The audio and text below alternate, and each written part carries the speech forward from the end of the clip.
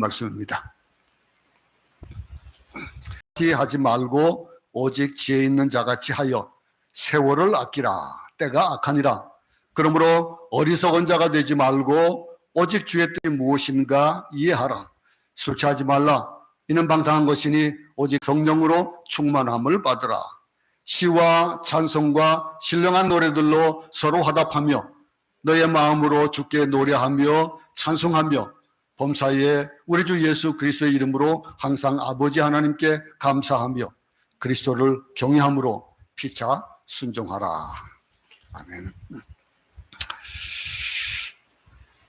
우리가 날마다 되새겨보아야 될 일들, 우리에게 하루를 주시는 이유가 뭘까? 우리를 이 세상 가운데서 살게 하시는 이유가 뭘까? 근데 그 가운데서 우리가 어떤 삶을 살아야 될까라고 하는 거, 그건 교과서적으로 딱 정해져 있습니다. 어떻게 하는 것이 바른 삶이고 어떻게 하는 것이 그런 삶이고 하는 이 모든 것들, 우리 에베소서 공부하면서 이 그동안에 우리가 구원받은 자의 삶이 어떤 삶을 살아야 되냐라고 하는 그 원리들을 지금까지 우리가 쭉 공부해 왔습니다.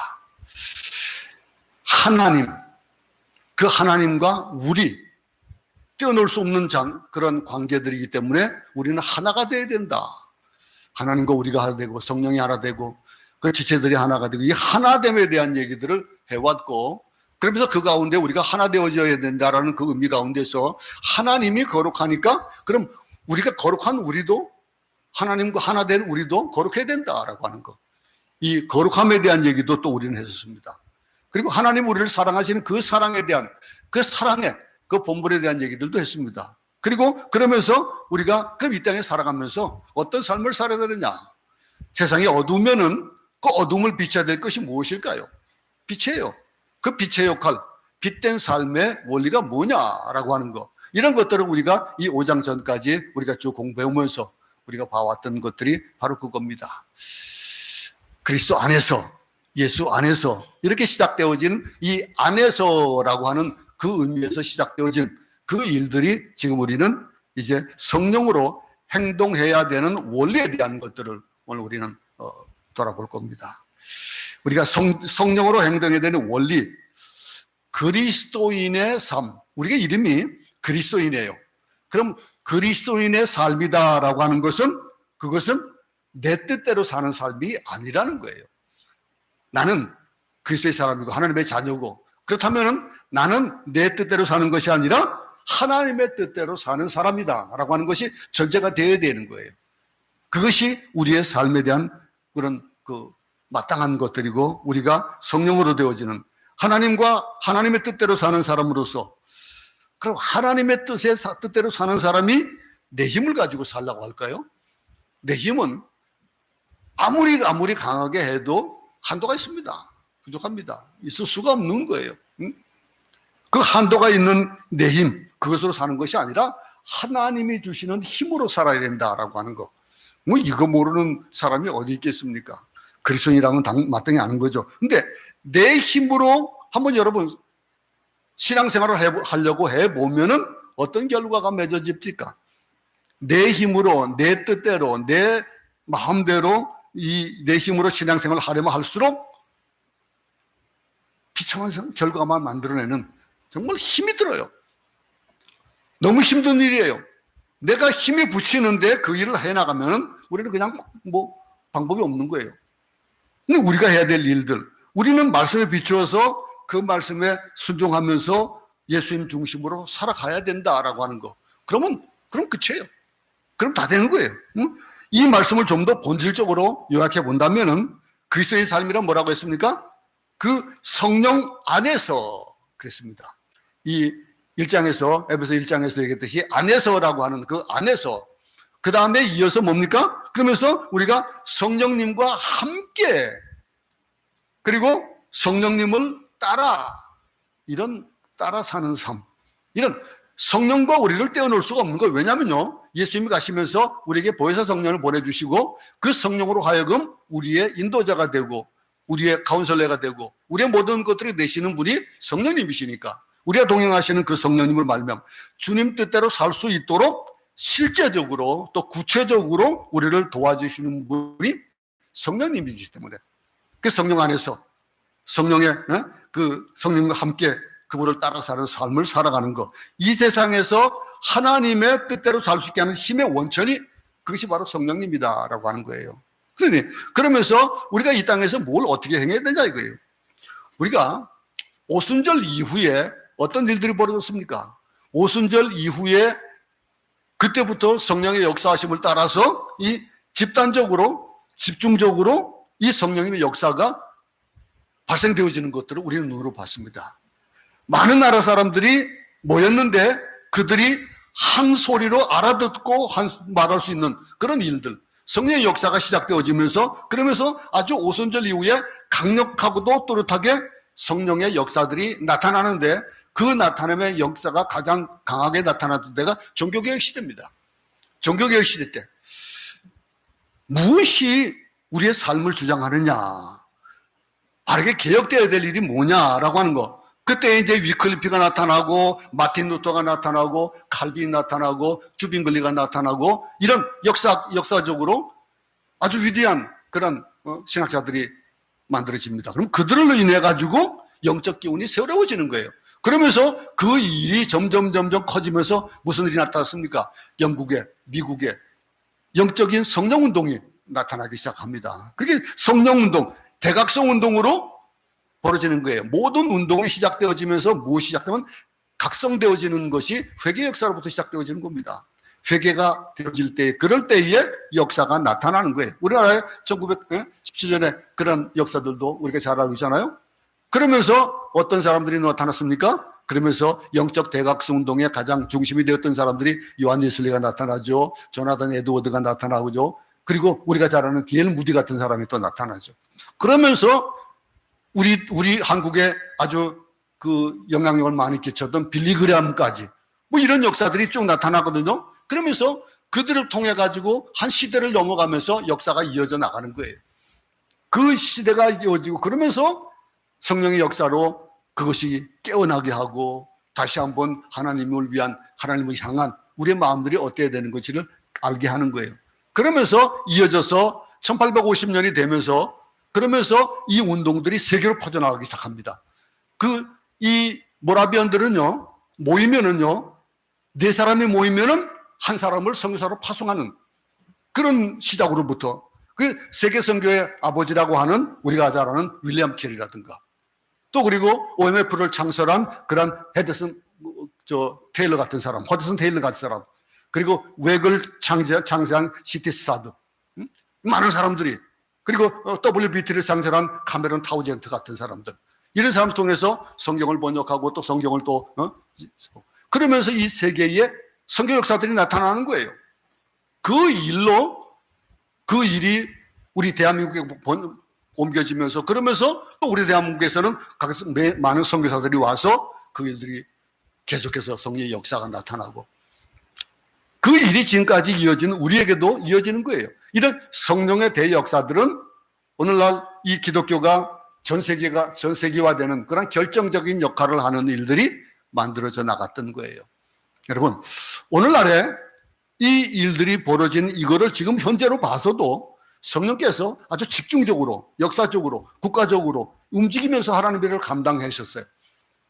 그 감당해왔던 일들, 그래 전 세계에 다시 그런 일들을 역사를 일으키는 그 일들이 만들어진 것이 어떤 일들이 벌어지냐면 아프리카에, 또 남미에, 그리고 중국에 많은 일들이 그 무대가 되어져서 일어났습니다. 깜짝 놀랄 만한 일이 발생되어지는 이 중국의 모택동 그 이전과 이후를 보면요, 얼마나 많은 사람들이 집권 이후와 집권 이전과 그리스도의 수가 팽창하듯이 늘어난 거예요. 그러면서 자꾸에 와서는 이 중국이 깜짝 놀라서 안 되겠다 해서 교회를 폐쇄하고 정탑을 무너뜨리고 하는 일들이 만들어지는 거예요. 그러면서 중국 지하 조직에 정말로 이 누룩처럼 번져나가는 그런 일들을 지금도 우리는 선교 보고를 통해서 듣습니다. 선교사들, 우리 선교방에서는 요즘 얼마나 힘든 일이 벌어지는지를 얘기해주고 있어요. 그러면서 어떤 어려움이나 핍박 속에서도 지금도 아직 선교지에 남아서 선교를 하고 있는 선교사들도 있습니다. 이런 일들. 근데 이런 일들, 전 세계에 예전에 보지 못했던 이상한 징후들이 나타나는 거예요. 공산주의나 물질주의 또는 과학주의, 이런 것이 도도에 막 그냥 펼쳐지는 그런 속에서도 성령께서 교회를 쓰시고, 그러면서 하나님의 사람들을 쓰시고, 그리고 부흥시키시고, 성도들에게 거룩을 경험하게 하고, 그러면서 다시 일깨워지는 그런 일들을. 그런데 그 일들이 점점 나 중심이 되어지고, 내 가족이 중심이 되어지고, 나라가 중심이 되어지고, 이런 일을 하다 보니까 어떤 일들이 벌어집니까? 이 복음이 얼마나 중요한지, 우리에게 주어진 그 구원이 얼마나 중요한지를 깨닫게 하는 일들이 지금 벌어지고 있는 거예요. 응? 교회를 모이지 못하게 하고, 응?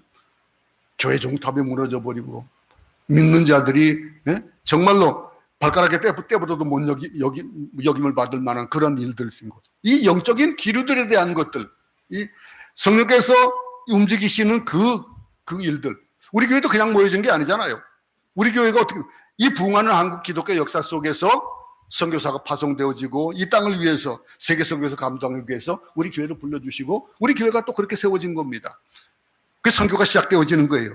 성령님은 이게 집단적으로 역사하시지만은 동시에 우리 개인적으로도 역사하시거든요.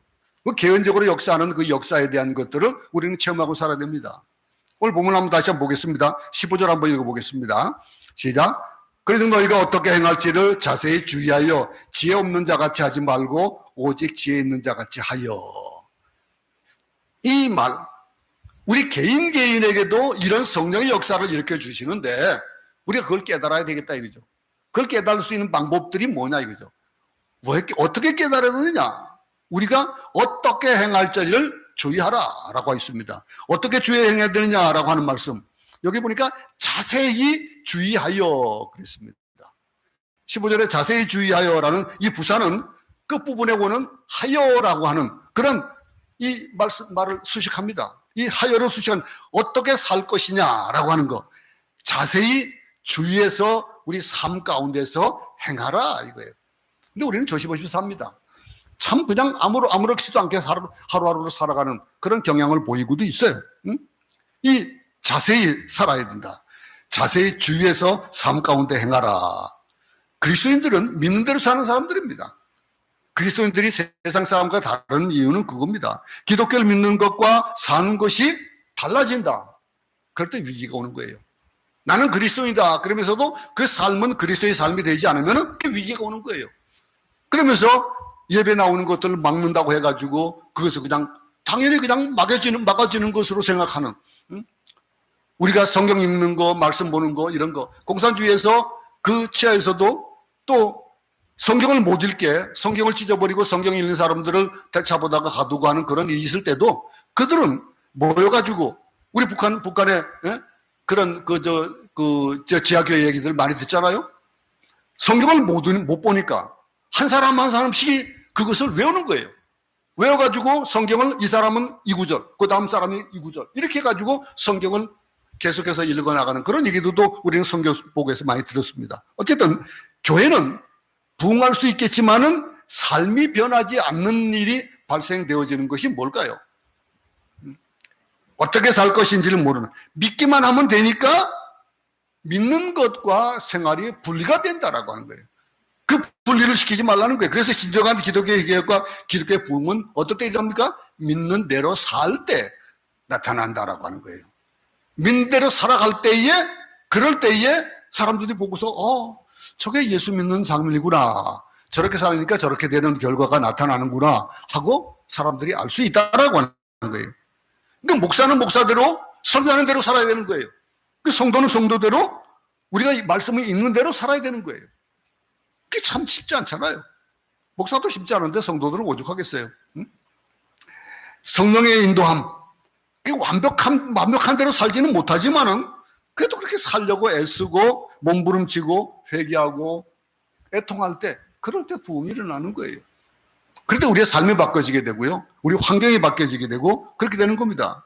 말씀대로 살지 못하게 하는 요인들이 우리를 감싸고 있는 이런 작금의 세상 속에서 그걸 뚫고 말씀대로 살려고 할 때, 애쓸 때 부흥이 있는데 그 말씀조차 모르고 있다. 우리 본이 되는 것이 무엇이 본이 될지 거울이 없다. 그러면은 어떡하겠습니까? 자기 뜻대로, 자기 소견대로 살지 않겠습니까? 응? 이스라엘 역사들이 그랬듯이 하나님이 어떻게 일하는지를 알지 못하고 그냥 자기 뜻대로 사는 사람들이 생겨지면은 그러면 각자가 산으로 올라가는 거예요. 그러니 이 일들, 말씀을 듣고 순종하며 살라는 사람들을 가르쳐가지고 성경에서는 뭐라고 얘기하겠습니까? 지혜로운 사람이다. 이 지혜로운 사람, 이렇게 얘기를 하고 있습니다. 본문에서는. 지혜 있는 사람은요, 어떻게 하겠습니까? 그 삶 자체를 지혜롭게 인생을 설계하겠죠. 그리고 지혜롭게 그 시간을 관리하고 지혜롭게 자기에게 준 힘을 사용하며 지혜롭게 그 돈도 사용하고 지혜롭게 자기에게 주어진 환경과 여건을 사용할 줄 아는 사람이 지혜로운 사람이에요. 돈 많이 모은 사람들이 하는 얘기가 뭡니까? 푼돈부터 모으라 그러잖아요. 근데 그 푼돈을 뭐 한참게 하찮게 여겨보면 돈을 모으지 못한다, 이런 얘기. 우리가 잘 알고 있는 일들입니다. 그러면요, 어쨌든 우리가 살아가면서 있는 이런 일들 속에서 지혜롭게 살기 위해서는 어떻게 해야 된다 얘기하고 있습니까? 이 일에 우리 성령께서 어떻게 지배를 해야 되느냐, 성령의 지배함을 받고 살으라는 거예요. 그래, 지혜 없는 자같이 하지 말고 지혜 있는 자같이 하는 일들이 뭐냐 이거예요. 어리석지 않은 일이 뭐냐 이게. 그 일을 쭉 해서 설명을 해주고 있습니다. 그런데 이 동시에 내 결단과 내 용기와 내 믿음도 필요한, 이 세상이 너무 악하잖아요. 그 악하고 교활하고 복잡하기 때문에 거기에 자칫 잘못하면 휩쓸려 넘어갈 수밖에 없는 거예요. 사기를 왜 당합니까? 이 일들, 내가 좋아하는 것들을 자꾸 미끼를 던져주거든요. 그러니 그 좋아하는 것들이 내 육신이 좋아하는 것, 내 환경이 좋아지는 것, 이런 것들을 위해서 자꾸 유혹을 하는 거예요. 그러니 그것을 배격하고 그것을 멀리하지 않으면 우리는 거기에 빠져들게 되고, 그러면서 점점 반복급부적으로 하나님과의 관계에서는 더 멀어진다라고 하는 거예요. 우선순위가 결정되어질 때에 세상을 변화시키는 거예요. 한번 보세요. 우리 삶 속에서도요, 우리가 여러분 그런 일들 많이 겪죠. 뭐를 찾으러 저쪽 방에 갔는데 뭐를 찾으러 가다 보니까 뭐가 보이는데 이거 일을 해야 될 것 같은 일이 생기는 거예요. 그럼 그거 일을 또 하다 보면은 어떻게 됩니까? 그러면은 정작 해야 될 일은 잊어버리고 그 방을 나오는 경우도 있어요. 여러분 시장 가보세요. 시장 가가지고 뭘 사야겠다라고 다 적으면은, 그 적는 대로 사가면은 그래도 괜찮을 텐데 그걸 안 적고 그냥 나가면은 가다 보니까 이것도 필요할 거예요. 필요한 것을 사다 보면은 나중에 보면은 어떻게 해요? 정작 사야 될 건 못 사요. 이 우선순위, 우리 삶이 분주하고 바쁘고 뒤얽혀버리는 그런 일들은 어떻게 만들어집니까? 우선순위가 결정되지 않기 때문에 그런 거예요. 중요한 것도 중요하지 않은 것도 이것도 하고 저것도 하고, 이거 열심히 하는 것, 이것도 하고 저것도 하는 거 분명히 해야 돼. 열심히 해야 되는 일이에요. 근데 열심히 하고 그러는데 그 일이 한꺼번에 몰려올 때는 감당 못 합니다. 무엇을 어떻게 될지. 그게 뒤죽박죽 되어버리는 거예요. 응? 저희 교회는 처음 시작할 때에 큐티를 시작했습니다. 교회가 시작되면서 큐티 운동을 하는데 그 가운데 매일 아침마다 올려드리는 이 맥체인 성경 읽기. 응? 한번 여러분들 얼마나 읽는지 한번 생각해 보세요. 응? 이게 큐티에 할 수 있는 우선순위가 있어야 돼요. 그 비결이 큐티 잘하는 비결은요, 다른 거 없어요. 우선순위를 두는 거예요. 딱 성경 읽기 그 25분에서 30분만 딱 정해놓으면은 그럼 할 수 있는 거예요. 아침에 그냥 새벽기도 갔다 와가지고 그걸 읽으면 끝나는 거예요. 근데 유일한 비결이 우선순위를 가져야 되는데 하루 생활 속에서 우리가 무엇이 중요하냐 이게. 아침 먹는 거 중요하죠. 어떤 분은 아침을 안 먹습니다. 우리가 살아가면서 매일 우선적으로 해야 되는 것이 뭘까요? 살아가면서 하루에 제일 중요한 것이 뭘까요? 하나님을 만나는 것이 우선순위가 돼야 되는 거예요. 하나님을 만남에 우선순위를 두고, 만약 그것이 중요하다고 느껴지면은 하나님을 만나는 것이 하루를 시작하는 것의 첫 번째가 되어지는 거예요. 근데 그걸 중요하게 생각하지 않고 만나야 되는데, 그리고 안 만나버리면 어떤 일이 벌어질까요? 만약에 지금 급하게 막 그냥 회사가 부도날 일이 생겼습니다. 그러면 그것을 해결해 줄 사람을 만나러 가는 것이 우선순위가 되겠죠. 또 내가 사랑하는 사람이 있어요. 그럼 사랑하는 사람을 만나는 것이 우선순위가 돼야 되는 거예요. 그 중요하고 느끼는 것, 중요하다고 느끼지 못하면 그냥 하루의 생활 속으로 그냥 들어가 버리는 거예요. 그 들어가 보면 그냥 해야 되는데 그리고 지나가 버립니다. 중요하게 느끼면 그거 하는 거예요. 연애한 사람은요, 연애하는 사람은, 사랑하는 사람이 있는 사람은요, 아무리 바빠도 그 만나는 시간을 빼지 못합니다. 그것이 우선순위가 돼야 돼요. 준비가 되어지는 겁니다. 애인을 만날 시간은 언제나 준비가 되어 있는 거예요. 사랑하는 사람을 만나는 사람. 근데 그 일이 우선순위가 안 된다? 그럼 어떤 일이 벌어지겠습니까? 우리가 하루를 시작하면서 이 24시간 우리가 하나님과의 만남의 시간들을 얼마나 가지고 있는지를 한번 생각해 볼 수 있기 바랍니다. 우리 삶 속에서 여러분들은 어떤 삶을 지금 살고 있습니까? 그 24시간 동안에 무엇이 중요한 얘기예요? 삶이 너무 바빠가지고 예수 믿는 것이 힘들다. 교회 나오세요. 그러면 아유 살기 바쁘세요. 좀 어느 정도 좀 여유가 있으면 갈게요. 그러다가 가는 거예요. 세상이 끝나는 겁니다. 누구나 이거보다 중요한 것이 없다. 그러면 다른 것은 눈에 안 들어옵니다. 우선순위가 주어지는 거예요. 그 용기가 필요한 거예요. 그게 우선순위가 문제예요. 우리 삶에 있어서도 우리의 우선순위를 어디에 둬야 되냐라고 하는 겁니다. 지혜로운 사람. 그 사람은 뭐예요? 먼저 할 일과 나중에 할 것을 구분할 줄 아는 사람이 지혜로운 사람이에요. 우리에게는 지혜로운 사람, 여러분 모두가 지혜로운 사람이길 바랍니다. 고난을 각오하고 우선순위를 실행하면은요, 그 열매를 맺게 돼 있어요. 한 예를 한번 들어봅시다. 우선순위를 자녀 교육에 우선 두었던 사람, 그럼 그 성장 후에도 별 변할 게 없습니다. 그 자녀에 대한 걱정이 없어요. 그런데 그 자녀에게 우선순위가 되어지지 않고 내가 우선순위가 되고 내 환경이 우선순위가 되어졌다면 그저 이리저리 바쁘게 움직이다 보면은 어느샌가 자녀가 성장해 있고 자녀는 삐뚤어진 곳에 가 있는 거예요. 그 품을 떠나보내면서 고민할 수밖에 없는 거예요. 근데 우선순위가 자녀에게 있던 사람은 아무 걱정이 없습니다. 네? 지혜롭다는 것은요, 우선순위를 잘 결정하는 거예요.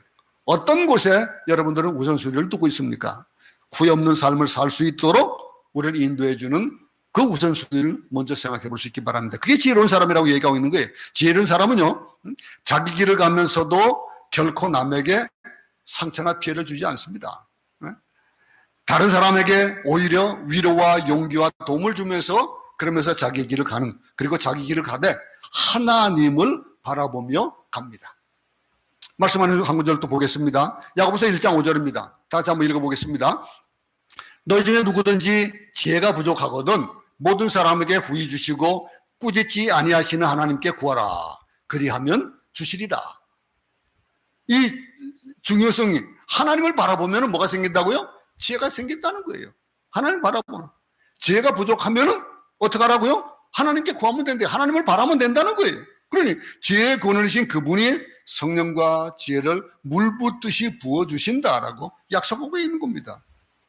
근데 그 지혜는 어떻게 옵니까? 그러니 그걸 다르게 말하면 성령 충만할 때 지혜가 오는 거예요. 교회 오래 다닌 그런 종종 그런 말씀 드리잖아요. 옛날 우리 어른들 기억 놓고 뭡니까? 그 난 놓고 기억자도 모르는 그런 사람들도 많잖아요. 그런 사람들 보면요 지혜로워요. 나이 든 사람들, 세상을 많이 살아온 사람들은 그 삶에 대한 그런 경험들이 싹 축적이 돼서 지혜로운 것을 보는데 특별히 예수 믿는 사람의 지혜는 말할 수 없는 거예요. 그 예수님께서, 하나님께서 그런 성령 충만하게 하심으로써 우리에게 주시는데, 그런데 이 성경은 지혜롭게 살기 위해서 어떻게 살아야 되냐라고 하는 거. 앞에 16절 한번 보겠습니다. 뭐라고 합니까? 세월을 아끼라. 때가 악하니라. 그랬습니다. 세월을 아끼래요. 근데 세월을 아끼라는 말을 이 원어로 추적해 보면요, 모든 주어진 기회를 선용하라 라고 하는 그런 뜻이에요. 내게 주어진 기회를 선용하는 거예요. 우리에게 주어진 모든 여건, 기회, 이것을 선용하는 것이 그게 세월을 아끼는 것이다 라고 얘기하고 있다는 거예요. 세월을 아낀다는 거. 우리가 건강할 때 일해야 되잖아요. 건강하지 않으면 일하고 싶어도 못하는 거예요. 그런가 하면은요, 병들면 일할 수가 없죠. 건강할 때도 전도하는 것도 마찬가지예요. 건강할 때 전도해야 되는 거예요. 먹을 것이 있을 때 남을 도와줄 수가 있어요. 내가 있는 것, 이 기회를 선용하는 사람, 이런 사람들이 지혜로운 사람이라는 거죠. 높은 위치에 있을 때 연약한 사람들의 마음을 아프게 하지 않는 일들, 또 할 수 있거든 우리의 위치를 사용해서 모든 사람을 도울 수 있는 그런 삶이 지혜로운 삶이다라고 하는 거예요. 이런 일들, 우리가 그 자리를 떠날 때 후회하느냐 안 하느냐, 어떤 일들을 행했느냐에 따라가 다른 거죠. 그렇죠? 우리가 그 자리를 지나서 다른 자리를 가거나 그 일을 지내고 다른 일을 하게 될 때에, 그럴 때에 어떤 결과가 나느냐에 따라 가지고 그 사람은 후의 삶이 될 수도 있을 것이고, 그리고 만족함으로 그 자리를 떠날 수도 있는 것일 거예요. 하나님이 주신, 우리에게 주신 그 기회를 선용해야 된다. 이게 바로 세월을 아끼는 것이다. 본문에 말하고 있어요. 우리가 잘 알듯이 이 부자와 거지 나사로 얘기 기억하죠? 부자는요, 아무리 많은 것을 가지고 있어도 그는 그에게 물 한 방울 줄 수가 없었어요. 내가 숨쉬고 살아있고 육체에 남아있을 때 일을 할 수 있는 거예요. 나이가 들어도 건강해도. 요즘 그런 얘기 자주 합니다. 나는 몇 살까지 살까? 얼마 건강하게 살까? 엊그저께도 우리 초등학교 동창 어머니가 돌아가셨는데 90에 돌아가셨어요. 근데 건강하게 살다가 돌아가시면은 그것만큼 복이 없잖아요. 그런데 건강하지 못하고 내 몸조차도 제대로 못 움직이는 그런 삶을 살다가 간다면은 어떻겠습니까? 이 일들, 왜 이것을 우리에게 시급하게 얘기하고 있습니까? 왜 세월을 아끼라고 얘기했습니까? 그 16절 후반부에 답이 있는 거예요. 때가 악하니라. 때가 악하다는 거예요. 이 때가 악하다는 말이 무슨 뜻입니까? 그거는 이 종말이라는 뜻이에요. 심판이 가까웠다는 뜻이에요. 악하니까, 악함의 결과는 뭡니까? 하나님이 다시 오시는 그 재림에 대한 얘기들. 신약 성경에서 계속해서 끊임없이 말씀하시는 거 뭡니까? 주님이 다시 오실 것이라는 이 재림에 대한 약속. 이 재림을 믿는 것, 재림을 바라보는 것, 어려움을 겪고 있는 사람일수록 주님 오시기를 고대하는 그런 삶을 사는 거예요. 우리 모두가 죽음을 의식하며 살아야 되는 거예요. 그런데 우리가 그 일들을 다시 한번 생각해 봐야 되는 것이, 죽음이 있다라고 하는 거, 내가 죽음이, 지금 이 시점이 나의 삶의 마지막이다라고 생각한다면은 어떤 삶을 살겠냐 이거죠. 그걸 깨달아야 되는데, 우리가 살아도 다른 삶을 살 수 있는 것, 그런 게 아니잖아요. 내가 살아온 만큼, 그만큼 또 그런 삶을 살아가잖아요. 근데 그 일이, 지금의 삶이 잘못되어져 있으면 그 다음 삶도 잘못되어지는 거거든요. 종말이 언제 올지 모릅니다. 그런데 지금 보면은, 이 잠깐만 돌아가는 세상을 보면은 정말 종말이 가까웠다는 걸 느껴요. 바이러스 하나 깜짝 못하고, 거기에 막 그냥 쩔쩔매고, 뭐, 두 번 맞으면은 그래도 이제는 뭐 마스크를 벗고 다닌다. 그래서 큰 소리 치던 이스라엘이나 미국 같은 나라도 다시 이제 마스크를 쓰기 시작했어요. 그게 불사사까지 얘기하고 있어요. 이런 일들이 자꾸 더 커지면 커지지 끝나지 않는다. 여러분들 어떻게 생각합니까? 우리 여기 지금 하루에 12,000명이 넘어가는 그런 확진자가 지금 자꾸 만들어집니다. 우리나라도 막 2,000명이 가까워지는 그런 일들이 벌어지는 그런 속에서 얼마나 갈까요? 이 사태가. 우리는 알 수 없습니다. 이 지금 돌아가는 세상을 보면은 이게 언제 끝날지 모른다. 그럼 그걸 뭐라고 얘기했습니까? 종말의 때예요. 그럼 그럴 때 우리는 어떻게 해야 되나 이게요? 폼페이의 최후의 날만이 그 최후가 아닙니다. 우리의 삶에 어떤 날이 올지 몰라요. 어느 날이 이 우주에 종말이 되게 될지 모르는 거예요. 운석이 하나 크게 떨어지면은 그 운석이 이 지구를 때리면은 어떻게 된다, 뭐 종말이 온다, 뭐 이런 얘기에서부터 어떤 일이 벌어질지 모르는 거예요. 처처의 지진이잖아요. 처처의 그 여러 가지 질병이 난무하고, 이런 속에서 우리가 어떻게 살아야 되겠냐 이거죠. 이 때를 깨달아 알아야 되는데, 그것이 세월을 아끼는 것이고 지혜로운 삶이다라고 하는, 오늘 현재를 알아야 된다라고 오늘 본문은 말하고 있습니다. 17절 한번 보겠습니다. 그러므로 어리석은 자가 되지 말고 오직 주의 뜻이 무엇인가 이해하라 그랬습니다. 주님의 뜻을 깨닫는다는 것, 이거는 무슨 말과 동의어가 되겠습니까? 지혜롭게 행하는 것과 지혜롭다는 말과 동의어가 되는 거예요. 지혜로운 것, 어리석은 것, 이 본문에서는 두 그림을 통해서 우리에게 이해시키기 원하고 있습니다. 지혜롭지 못한 상태를 뭐라고 얘기하겠습니까? 어리석은 상태를 성경에 표현을 하면은 뭐라고 합니까? 술 취한 상태. 술 취하지 말라. 이런 방탕한 것이니 오직 성령으로 충만함을 받으라 하는데, 이렇게 술 취한 사람은 어떻습니까? 우리가 한번 술 취한 사람, 저는 뭐 술을 먹어보지 않았기 때문에 잘 모르겠습니다만서도, 저는 이 교회로 돌아오기 전에도 세상에 술을 마시면 이만한 소주 한 잔 마시면 막 그냥 등골이 막 욱죽욱죽 막 쑤셔가지고, 저는 아예 술을 못 먹었던 사람 중에 한 사람이에요. 그러니까 잘 몰라요. 그런데 보면은요, 참 무서운 사람들이 많아요. 술만 먹으면 사람들이 달라져요. 저는 그런 가족 중에서 그런 상황을 봤었습니다. 근데 예수 믿고 나니까 그 삶이 확 바뀌어지는 거예요. 술만 먹으면 칼만 드는 사람이 있어요. 술만 먹으면 불평불만하고, 그러면서 사리 판단을 제대로 못하고, 걷는 것조차 제대로 걷지 못하고, 그러면서 스스로를 다스리지 못하고 우왕좌왕하는 사람들 얼마나 많습니까? 술 취한 사람들 현실 감각이 없어요. 응? 어디가 쓰러지고 어디가 아파도 몰라요. 그 술 취한 사람이 길에서 자다가 겨울에 동사하는 경우도 있잖아요. 참 모르기 때문에 그래. 술 취한 사람은 또 잘 싸워요. 또 분내기도 잘하고 소리도 잘 지르고, 결코 남을 기쁘게 해주지 않아요. 여러분, 술 취함의 결과는 성경에서 뭐라고 했습니까? 방탕합니다 그랬습니다. 이게 지혜롭지 못한 사람, 어리석은 사람의 모습이에요. 거기에 반대되는 개념을 또 얘기해 주고 있는데 뭡니까? 지혜로운 사람의 모습은 뭐예요? 성령 충만한 상태다, 그래 얘기해 주고 있습니다. 성령 충만한 사람. 여러분, 성령의 충만함을 받으라. 이 성령 충만하면은요, 열매를 맺게 되는 거예요. 그 열매를 맺는 일들. 이 여기 보니까 몇 가지를 얘기해 주고 있어요. 성령 충만을 받고 나니까 어떤 일이 벌어집니까? 시와 찬송과 신령한 노래들로 서로 화답하며 너의 마음으로 주께 노래하며 찬송하며, 이런 결과가 나타나는 거예요. 우리가 마태복음 13장 이후의 말씀을 한번 생각해 봅시다. 이 귀신이 나가서 광야로 나갔습니다. 그리고 이제 물 없는 곳으로 돌아다니다가, 그러다가 갈 데가 없어가지고 다시 돌아와요. 갈 데가 없으니까 항상 옛날 옛집으로 돌아오는 거예요. 어떤 사람이 그런 얘기를 합니다. 집을 나왔어요. 남편하고 싸워가지고 또 아내하고 싸우고 집을 나왔는데 갈 데가 없어가지고 다시 집으로 들어간대요. 이 일들, 갈 데가 없으면 항상 옛집으로 돌아가는 거예요. 예수 믿어가지고 귀신이 나가면은 그 귀신은 언제나 그 옛집, 즉 나의 옛 것을 사모한다는 거예요. 그런데 돌아다니다 갈 데가 없어가지고 와보니까 와서 간망을 하는 거예요. 13장을 보면 어떤 일이 벌어집니까? 마태복음 13장 보면 귀신이 들어오기 전에 간망을 하는 거예요. 관망하는데 예수 믿었던 그 집이 예수를 믿고 나니까 집이 깨끗이 청소가 되어지는 거예요. 귀신이 나고 나면 깨끗이 수리가 되어 있어요. 그런데 거기가 비어 있더라 이거예요. 비어 있으니까 그 빈 공간으로 귀신이 들어오는 거예요.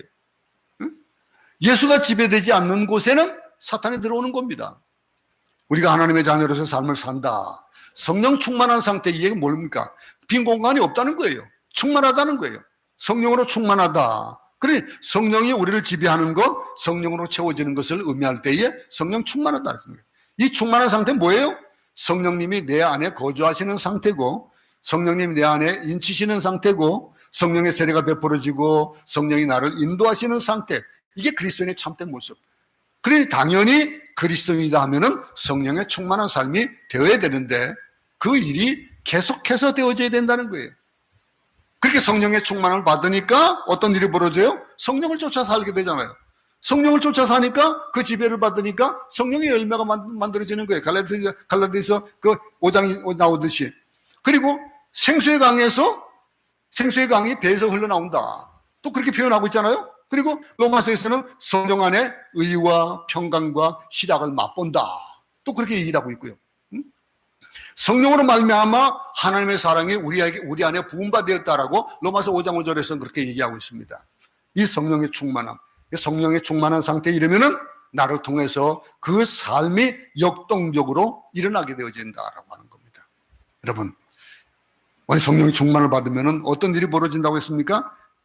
열매가 맺어지는데 그 열매가 내적인 열매가 있고 외적인 열매가 있어요. 그 내적인 열매와 외적인 열매. 이 앞에 우리가 이제 사도행전에 보면 오직 성령이 너에게 임하시면 너희가 권능을 받고 예루살렘과 온 유대와 사마리아 땅까지 이르러 내 증인이 될 것이다 라고 얘기했거든요. 이 열매 보세요. 그리스도의 인격과 성품이 내 안에서 이루어져요. 내 안에서 이루어지고 충만하면은 어떤 일이 벌어져요? 외적인 열매가 나타나는 거예요. 그 외적이요. 일들. 그 전도의 열매, 성령이 충만한가 그렇지 않은가를 보면은 열매가 있느냐 없느냐 이죠. 그 사람의 삶에 그런 열매들이 어떻게 나타나냐라고 하는 거예요. 나로 인해서 예수 그리스도를 주님으로 믿는 사람이 생기는가 그렇지 않은가를 통해서도 알 수 있게 되는 거예요. 그래서 전도는요, 가만 보면요, 예수 간 믿은 사람이 잘해요. 예수 간 믿은 사람이, 예수 오래 믿은 사람은요, 복음을 전해 듣고 그 복음을 전하니까 하다 보니까 안 믿는 사람도 많거든요. 그러니 그 일들에 대해서 예수 이 복음을 전해도 잘 되지 않는다, 이런 이상한 믿음을 가지고 있는 거예요. 그런데 예수 간 믿은 사람은 어떻습니까? 왜 간 믿은 사람이 전도 잘하는 줄 알아요? 왜냐하면 내가 믿어보니까 남도 믿을 것 같거든요. 내가 그랬으니까 그럴 것 같다 이거예요. 그래 열심히 하는 거예요. 나도 믿으니까 남도 다 믿을 것 같다라고 하는 겁니다. 그래 성령이 내 안에 충만하면은 일어나는 일들을 오늘 본문에서 뭐라고 얘기하고 있습니까? 시와 찬송과 신령한 노래로 서로 화답한다. 이 일, 서로 화답한다는 말에 한번 주의해 보세요. 이 말은 인간과 인간 사이, 즉 부부 사이, 부모와 자녀가 자녀 사이 시와 찬미와 신령한 노래가 넘친다. 여러분들이 구역에서 모이든지 또는 그리스도인들이 모여가지고 하는 일들 속에서 우리의 말이 어떤 말이 나오는 걸 한번 보시기 바랍니다. 우리 삶 속에서 성령이 충만한 사람들은 내가 하나님께 받은 은혜에 대한 것들을 나누는데, 나는 요즘 얼마나 많이 그런 일들을 나누고 있는 걸 한번 보세요. 여러분들이 성령이 충만했을 때, 그때는 분명히 여러분들의 삶의 대화가 여러분들 만나가지고 이루어지는 일들이 하나님이 기뻐하시는 그 일에 내 초점이 맞춰진 걸 알게 될 거예요.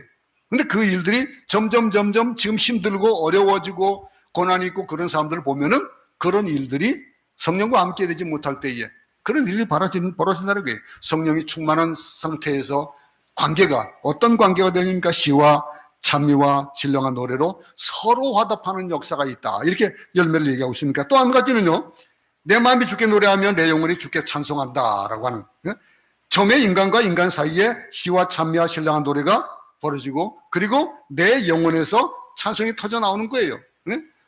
그 서로 화답하고 너의 마음으로 주께 노래하며 찬송한다. 내 마음속에서 우러나는 것이 뭐냐 이거죠. 내 속에서 분노가 올라오고 내 속에서 원망이 올라오고, 그러면은 어떤 결과가 나타나는지 분명히 잘 알잖아요. 찬송가 보려면 내 영혼이 은총 입어, 중한 죄 좀 벗고 나니. 슬픔 많은 이 세상에 뭐예요? 슬픔이 많은데 분명히 그것이 천국으로 화되는 거예요. 이런 은혜. 우리 마음이 변하면요, 세상이 변합니다. 내가 변하면은 그냥 있던 세상인데, 내가 예수를 믿고 회개하고 하나님을 만나고 그러고 나서 통회하고 자복하고 그리고 그 밤을 지내고서 딱 세상에 나와 보니까 막 휘황찬란한 그런 세상이 보이는 그런 것들, 막 그런 경험들을 아마 할 겁니다. 그런 간증들 많이 듣잖아요. 오늘 이 본문에 또 그 에베소서 4장 6절을 한번 다 같이 보겠습니다. 아무것도 염려하지 말고 오직 기도와 간구로 너희 구할 것을 감사함으로 하나님께 아뢰라. 그리하면 모든 지각에 뛰어난 하나님의 평강이 그래서 예수 안에서 너희 마음과 생각을 지키시리라. 우리 환경을 바꿔준다고 성경은 말하지 않습니다. 환경은 그대로예요. 우리 마음을 바꿔준다라고 말씀하고 있습니다. 우리가 변하면은 가족이 변해요.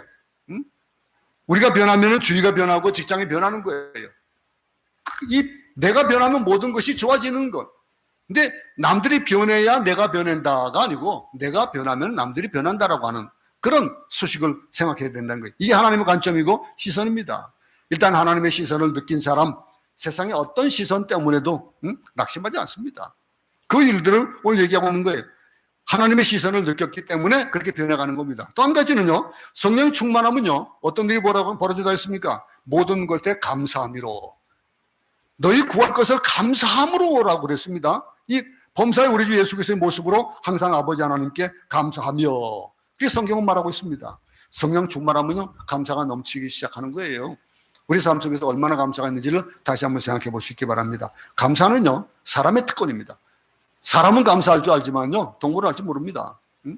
감사를 모르는 사람은 그건 금수마다도 못한다고 얘기하잖아요. 이 라이놀드 리버라는 분이 여기 얘기를 그리스도인들이 덕이 있는데 그 세 가지를 얘기하는데, 사랑과 또 믿음과 소망과 사랑을 얘기하는데 거기에 한 가지 더 있다 이거예요. 그리스도인들의 덕 중에 덕이 세 가지 덕이 아니고 네 가지 덕이다, 이렇게 얘기하면서 뭐라고 하면 감사가 있다 이거예요. 감사가 그리스도인이 할 수 있는 그 덕 중에 한 가지다, 이렇게 얘기하고 있습니다. 누구에게 감사해야 될까요?